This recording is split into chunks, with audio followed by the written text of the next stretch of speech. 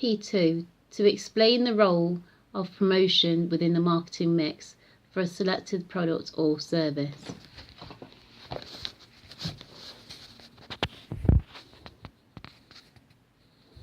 So you're expected to know the promotional mix. In a competitive marketplace, it is not enough for a business to have good products or services sold at a competitive or attractive price.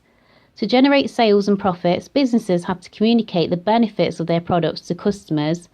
In marketing, this is commonly known as promotion. Promotion is the part of the marketing process that communicates the benefits of the product or service. Promotion has an essential role in winning new customers and keeping existing ones. A business's total marketing communications program is called the promotional mix and consists of a blend of advertising, personal selling, sales, promotion, and public relations. The challenge is to get the right promotional mix and to match that to the activities that the business does. The combination of tools that a business uses will depend upon the target audience, so who they're intending to sell to, the message in which they intend to convey, and the budget in which the business has available to put into that promotional mix. The promotional mix, the marketing mix, and the promotional mix, understanding the nature of customers and their needs and wants is only the first step in successfully developing the promotional mix to sell a product. The business needs to act on the information about the customers and create marketing activities that deliver something of value to customers. To implement marketing activities, the business uses the marketing mix. The marketing mix is a combination of 4 major tools of marketing, otherwise known as 4 Ps, and that's product, price, promotion, and place. The promotional mix is how a business attempts to communicate with various target audiences and is the key elements in the overall marketing mix. It consists of 6 main elements, which are advertising, personal selling, sales promotion, public relations, direct marketing, and sponsorship. So here's some information about the 4 Ps of marketing.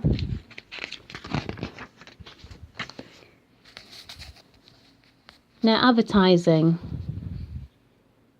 Advertising is a paid form of non-personal presentation and the promotion of ideas, goods, or services by an identified sponsor. Personal selling. Many businesses employ sales forces to help promote products using the promotional process. Personal selling can be an effective way in personal communications and helping to build that. Salespeople may be well trained in the approaches, which will enhance the way that the products are sold. And then sales promotion.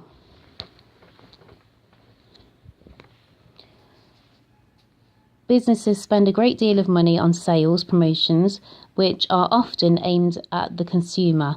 For example, buy one and get one free offers. And then we have public relations. Public relations is defined by the Institute of Public Relations as the deliberate, planned and sustained effort to establish and maintain mutual understanding between an organisation and its public.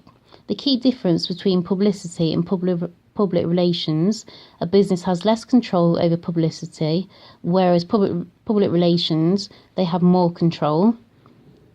Public relations activities can include, for example, organising conferences, open days, hospitality events and award celebrations.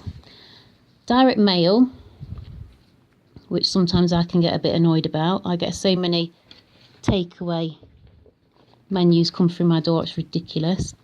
But these direct marketing is used across a wide range of consumer and business markets and have made considerable progress in recent years in overcoming its poor image as junk mail. The organisation can then send a mail shot to a potential consumer, and these and carefully monitor their responses. So these are becoming more sophisticated these days because more people's consumer information is being accessible.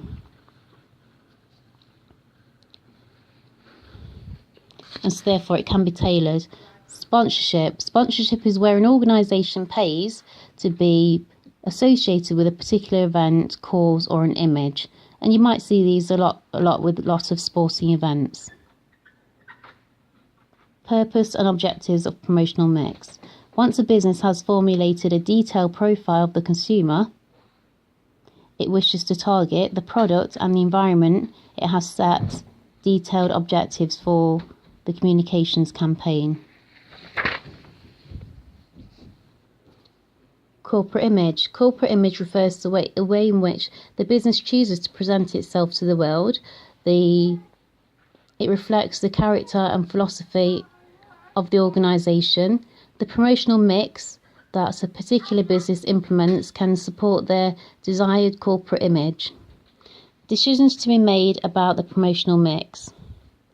With so many different promotional options available, the business needs to choose carefully the methods that are best suited to the situation.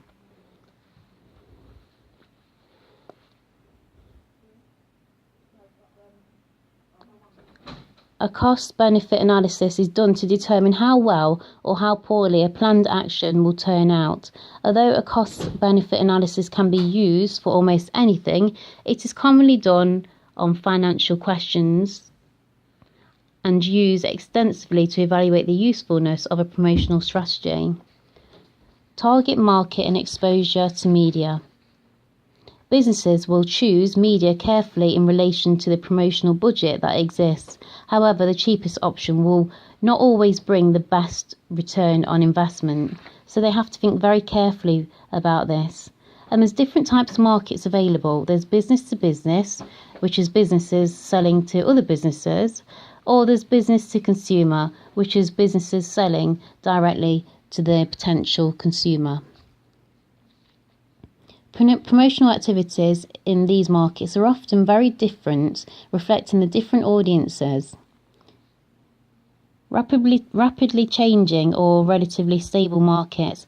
Whether a market is rapidly changing or whether it is in calm and relatively stable situation will affect the promotional strategies that an organisation uses.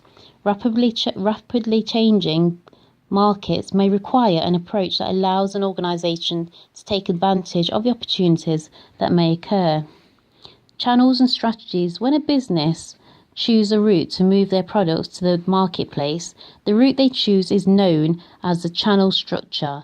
The chosen channel will vary according to whether the business is dealing with the consumer or organisational goods. There are four most common channel structures, and these are producer, consumer, direct supply, manufacturer, deals directly with the consumer. For example, when you go strawberry picking at a farm, producer, retailer, consumer. This is a short channel.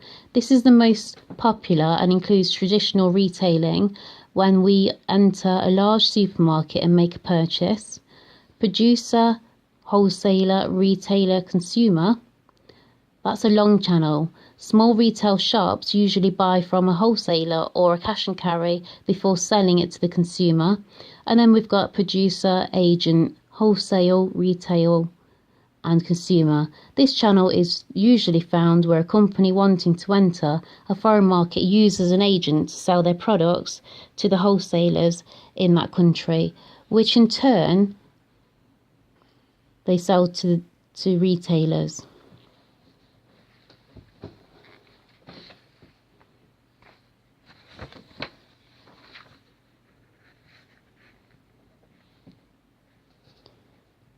Communication models. The primary aim of promotion is to influence the consumer buying behaviour. Businesses therefore need to know how communication works. Models have been used to develop frameworks for the understanding of the communication process. The other elements are as follows. The sender may be a business organisation wishing to communicate a message to a defined audience. The receiver of a marketing message may be the individuals within the target audience. For example, a holiday company such as Saga targets the over 50 age group. The message is what the sender wants the audience to know or understand as a result of receiving the communication. This may be, for example, don't drink and drive. Encoding is where the sender understanding of the receiver pays dividend as the sender's message contains elements specific to a target audience. Encoding can appeal to different perceptions of a particular product. Decoding is where the receiver converts the symbols or sounds into a form that makes sense, or in other words, how the receiver interprets the message sent. The medium is the communication channel through which the message moves from sender to receiver, such as a television, newspaper, radio, or the internet, and feedback is the part of the receiver's response that the receiver communicates back to the sender.